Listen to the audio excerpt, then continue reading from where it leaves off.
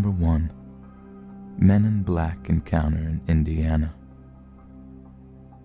The mysterious men in black have been part of UFO lore since the beginnings of ufology since the early 1940s.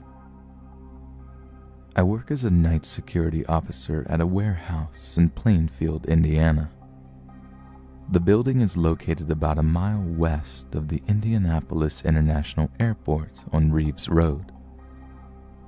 At the time of the incident, I was working with another security officer. Over the past year or so, I and others have noticed many strange lights in the sky at night. Actually, some of these lights were distinctive V-shaped, but most were circular. On the night of February 1st, around 10:30 p.m., there was an array of bright red lights traveling over the airport heading west over Plainfield. I tried to get photos, but the light pollution from the airport and Business Parkway was too heavy. I counted 34 red lights traveling back to back and moving very slowly but in a straight line. The other security officer witnessed the same lights.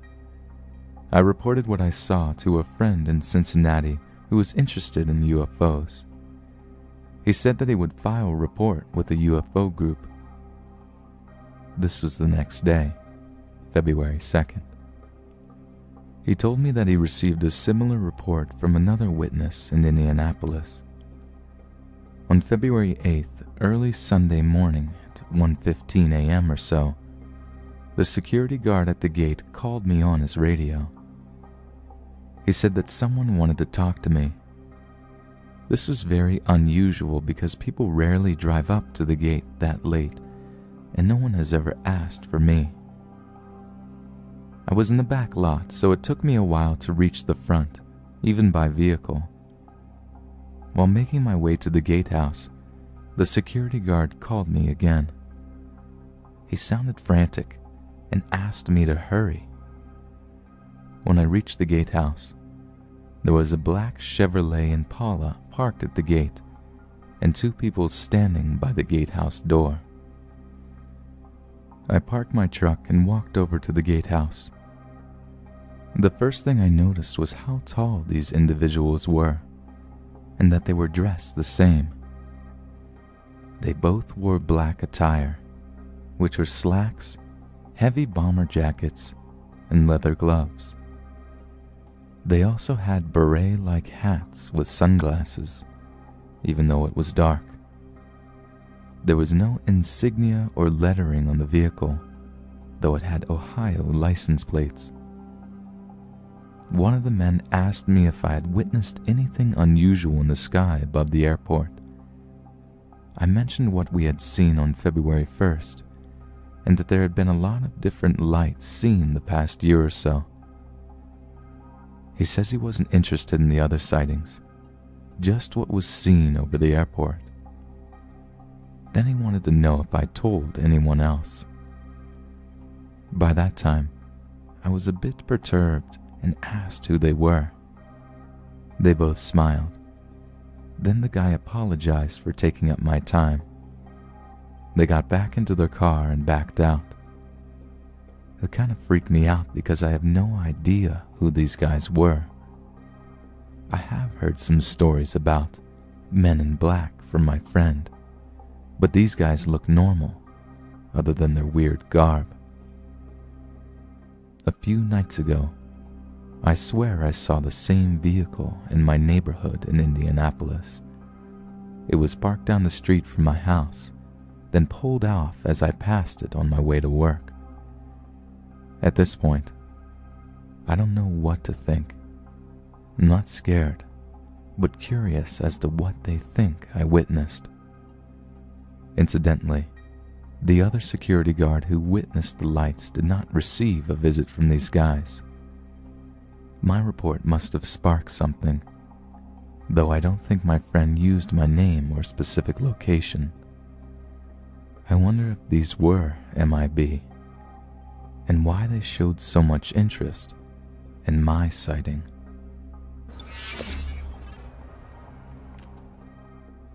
Number 2. Friends have close encounter with tall aliens in Arizona. Tonopah, Arizona, July 1st, 2009. The following report concerns alien contact and possible MIB encounter. It was submitted to NUFORC, NUFORC, and occurred near Tonopah, Arizona on July 1st, 2009 at approximately 10:30 p.m.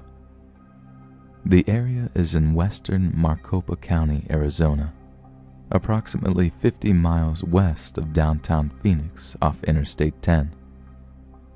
The community of Tonopah is near the Palo Verde Nuclear Generating Station, the largest nuclear power plant in the country.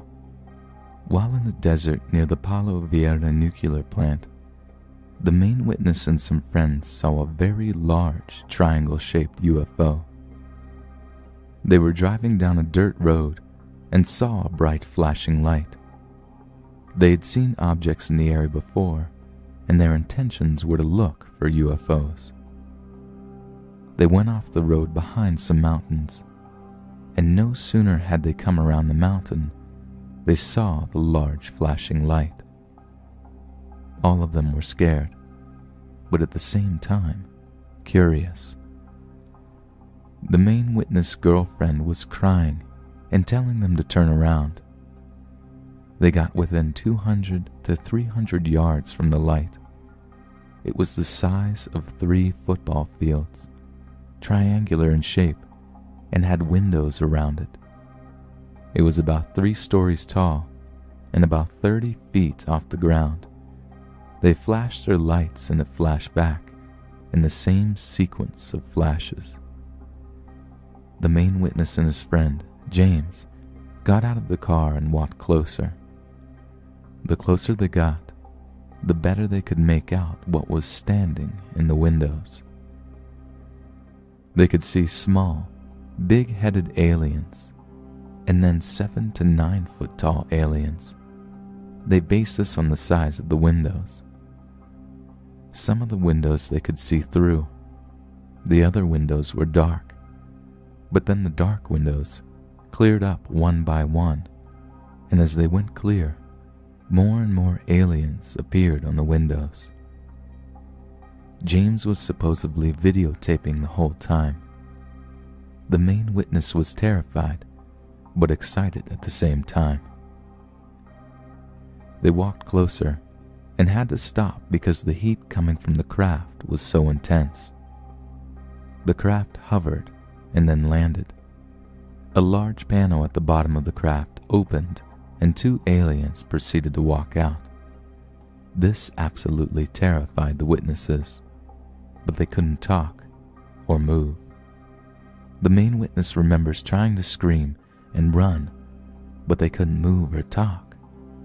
2 others were in the car honking the horn and screaming for them to come back, but they couldn't respond. The aliens walked up to within 20 feet of them. One of them was very thin and tall, about 8 to 9 feet. The other one was about 3 to 4 feet tall. The witnesses stood there in amazement, shocked because they couldn't move or speak. Then calmness came over them, and the aliens began speaking to them telepathically.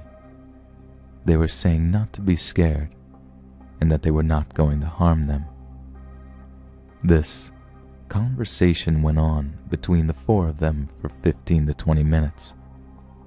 They said they were here to help us, so that we would not destroy our planet, and that there was a horrible event coming soon, that it had to be stopped.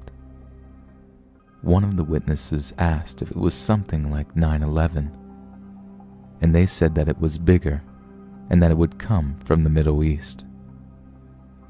The main witness then thought to himself that he had been in this situation before, and the tall alien heard his thoughts and repeated his name and said that, yes, he had been visited before when he was 6 years old in Deming, New Mexico. He had been in the desert exploring, and they had talked to him then. He had blocked that out. but it all suddenly came back. They said they knew they were coming and wanted to warn people about global warming and what was to come if they didn't start taking care of our planet. Visions of disaster then entered their heads, as if to show them what was to come. The taller alien then walked closer and held his hand. He was no longer scared. Neither was his friend, James. They said that they would see them again soon, and to warn people about saving our planet. Supposedly, James was recording the whole time. The aliens then returned to the craft, and it was gone in a split second. When the craft left, they both felt weak, but managed to make their way back to the car. When they got there, the occupants of the car, Heather and Jamie, were not crying anymore. They only hugged the witnesses. For a minute, the car would not start, and suddenly it just turned on by itself. As they started to drive away, 3 military helicopters appeared and began shining their lights on the witnesses. Then 2 military Hummers showed up and chased the witnesses. They tried to avoid the Hummers, but were told over a speaker to pull over or they would be forced to shoot at them. They pulled over, and military personnel surrounded their vehicle. 2 men dressed in black opened the door and asked them to get out. One of them looked familiar to the main witness. He asked the witnesses to get out, and both questioned them, while the military personnel searched the car.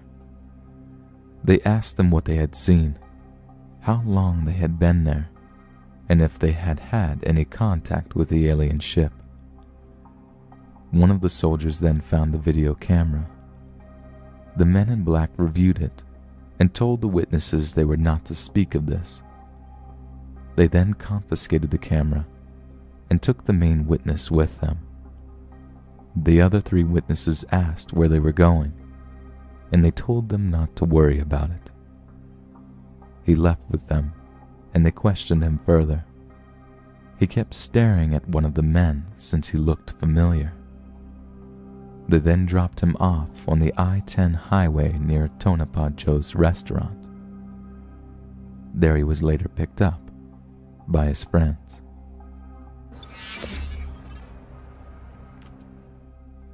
Number 3. 1997 Alien Abduction in Wales. A well-researched case of alien abduction comes from Wales. A well-known researcher, Margaret Fry. The case involves missing time and lost memories, a typical scenario for abduction.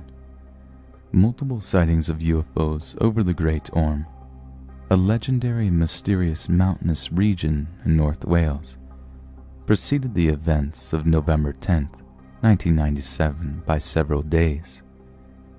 One family would have their entire lives changed within a short period of time by encountering a strange UFO. The family was monitoring on the Bodffair-Landamog highway when, without warning, their car was overwhelmed by a purple flying object which seemed to attach itself to their car. This brief moment of terror would be followed by another in which the UFO was gone. They were again driving their car down the road, but now they were trying to understand what had happened, and they had not a clue. But they could not account for considerable hours of time lost, said Fry. The male was having trouble afterwards with a top molar tooth, and he had to go to the dentist, and a black unknown object fell out while he was at the dentist, but he had had no fillings, she had said. After the trip to the dentist's office, the husband made a report of the family's strange encounter on the highway to local authorities. Shortly thereafter, he was visited on 2 separate occasions by plain-clothed men identifying themselves as Air Force personnel. He was warned never to talk about his family's incident. The men looked like the legendary American men in black. The family, wanting to discuss their incident with someone, told only a friend, who in turn related their story to Margaret Fry. Fry contacted the family, but per their request, kept the names of the family members from the press. The family would get some satisfaction when another encounter on the same night was reported. A businessman from the same general area would come forward with his own story, similar to the family's. On the very same road, on the very same night, he saw a UFO which he describes as enormous, shaped like a child's spinning top and the size of a football field. He made drawings of what the craft looked like. The UFO was also reported as hovering over nearby buildings near the highway. The craft was described as being large enough to be a mothership.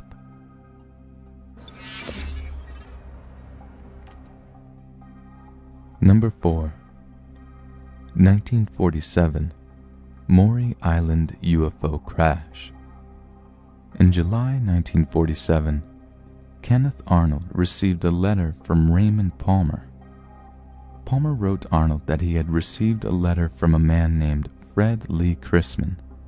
In the letter, Chrisman claimed that he was a harbor patrolman at Tacoma, Washington, and that he and an employee of his named Harold Dahl had seen several UFOs near Maury Island in Puget Sound.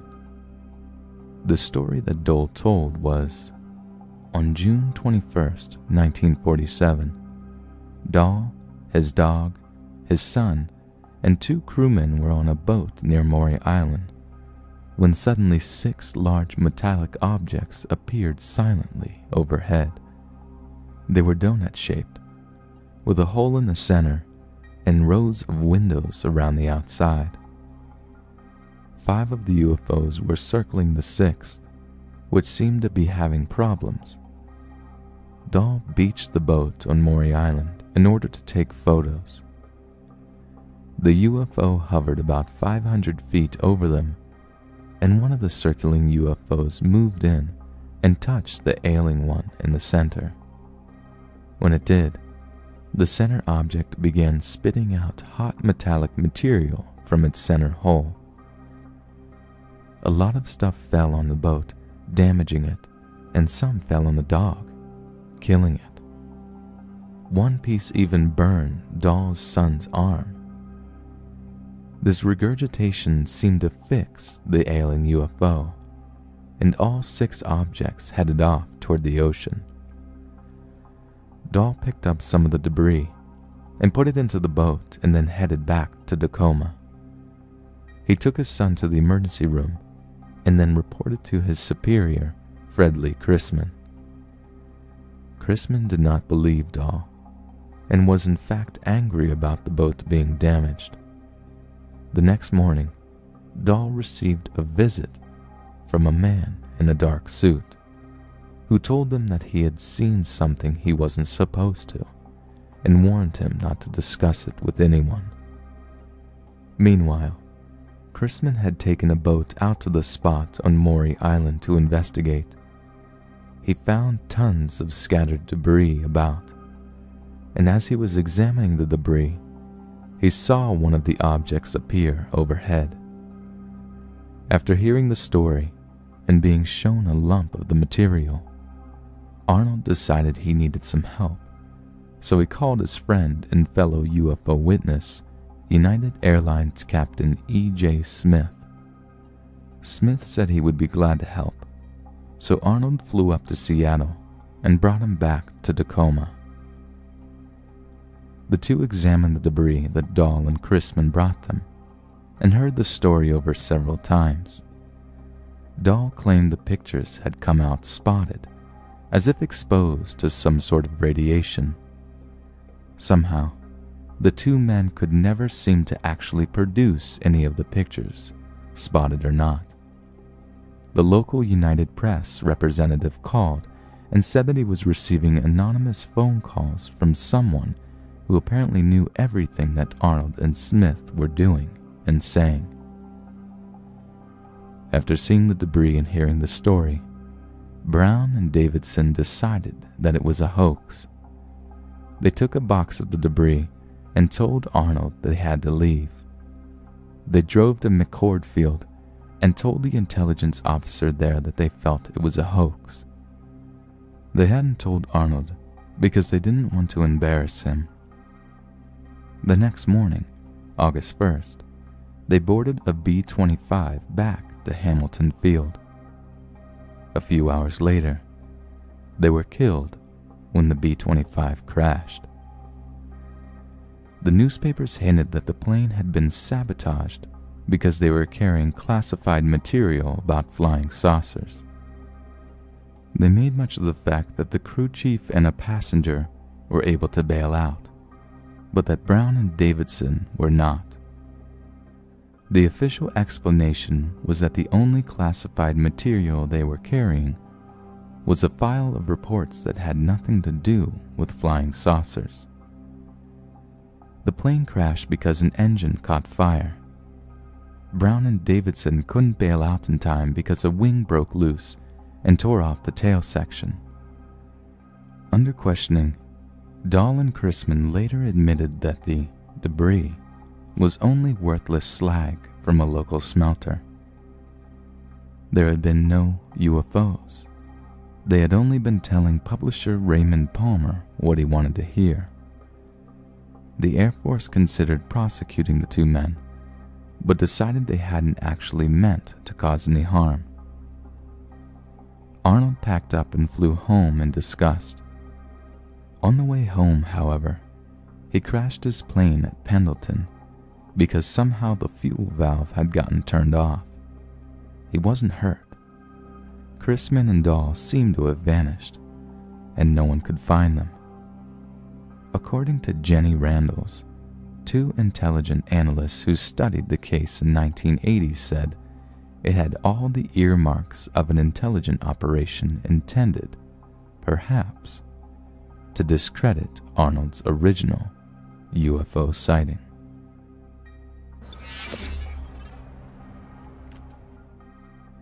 Number 5. Ilkley Moore and the Men in Black.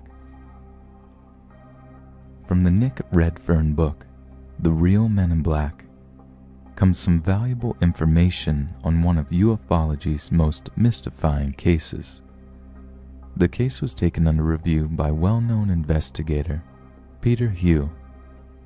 The case, as you may know, concerned police officer Philip Spencer, who while visiting the Ilkley Moor in 1987 encountered an alien being and witnesses a UFO taking off.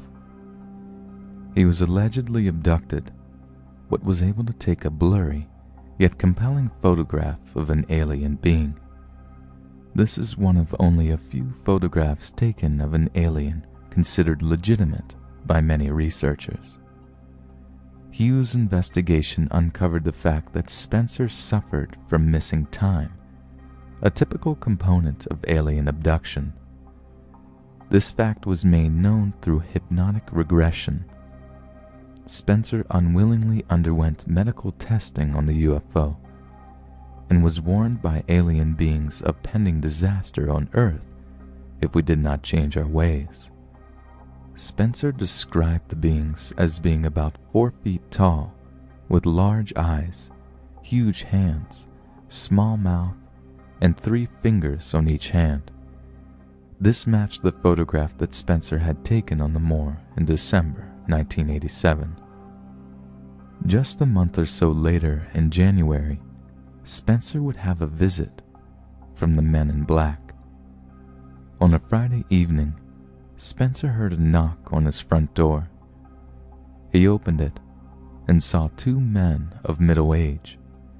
They were dressed in typical Men in Black suits. Both men showed Spencer their Ministry of Defense identification badges. Humorously, their names were Jefferson and Davis.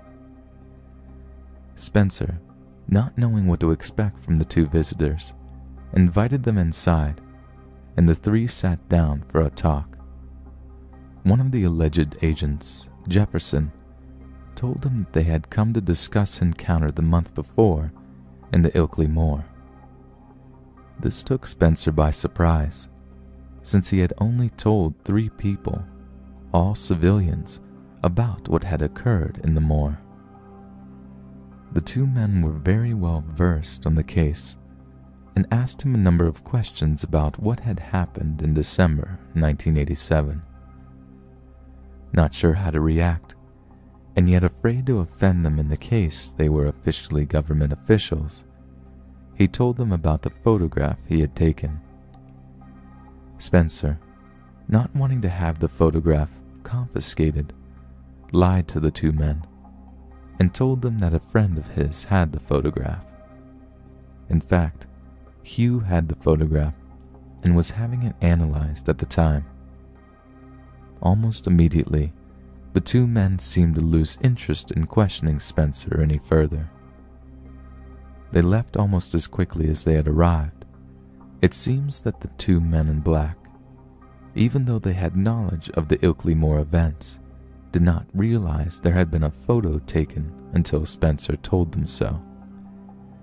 When they realized that the image of the alien was not immediately accessible to them, they had no more business with the eyewitness. Who exactly are the men in black? And who do they work for? Why do they wear clothes that make them look so old-fashioned? Why do they always drive older automobiles?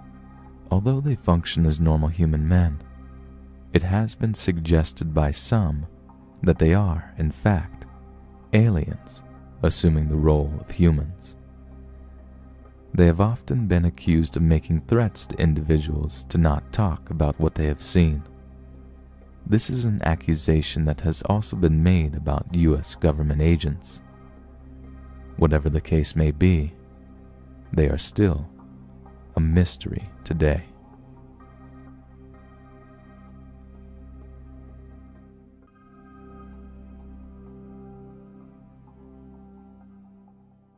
The other sightings, just what was seen over the airport.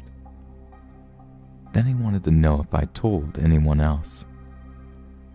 By that time, I was a bit perturbed and asked who they were. They both smiled. Then the guy apologized for taking up my time. They got back into their car and backed out. It kind of freaked me out because I have no idea who these guys were. I have heard some stories about men in black from my friend, but these guys look normal, other than their weird garb. A few nights ago, I swear I saw the same vehicle in my neighborhood in Indianapolis. It was parked down the street from my house, then pulled off V-shaped, but most were circular. On the night of February 1st, around 10:30 p.m., there was an array of bright red lights traveling over the airport heading west over Plainfield. I tried to get photos, but the light pollution from the airport and Business Parkway was too heavy. I counted 34 red lights traveling back to back and moving very slowly but in a straight line. The other security officer witnessed the same lights. I reported what I saw to a friend in Cincinnati who was interested in UFOs. He said that he would file a report with the UFO group. This was the next day, February 2nd. He told me that he received it. I parked my truck and walked over to the gatehouse. The first thing I noticed was how tall these individuals were, and that they were dressed the same. They both wore black attire, which were slacks, heavy bomber jackets, and leather gloves. They also had beret-like hats with sunglasses, even though it was dark. There was no insignia or lettering on the vehicle, though it had Ohio license plates. One of the men asked me if I had witnessed anything unusual in the sky above the airport. I mentioned what we had seen on February 1st, and that there had been a lot of different lights seen the past year or so. He says he wasn't interested in a similar report from another witness in Indianapolis. On February 8th, early Sunday morning at 1:15 a.m. or so, the security guard at the gate called me on his radio. He said that someone wanted to talk to me. This was very unusual because people rarely drive up to the gate that late, and no one has ever asked for me. I was in the back lot, so it took me a while to reach the front, even by vehicle. While making my way to the gatehouse, the security guard called me again. He sounded frantic and asked me to hurry. When I reached the gatehouse, there was a black Chevrolet Impala parked at the gate and two people standing by the gatehouse door.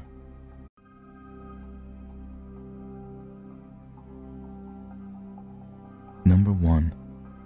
Men in Black encounter in Indiana. The mysterious men in black have been part of UFO lore since the beginnings of ufology since the early 1940s. I work as a night security officer at a warehouse in Plainfield, Indiana. The building is located about a mile west of the Indianapolis International Airport on Reeves Road. At the time of the incident, I was working with another security officer. Over the past year or so, I and others have noticed many strange lights in the sky at night. Actually, some of these lights were distinctive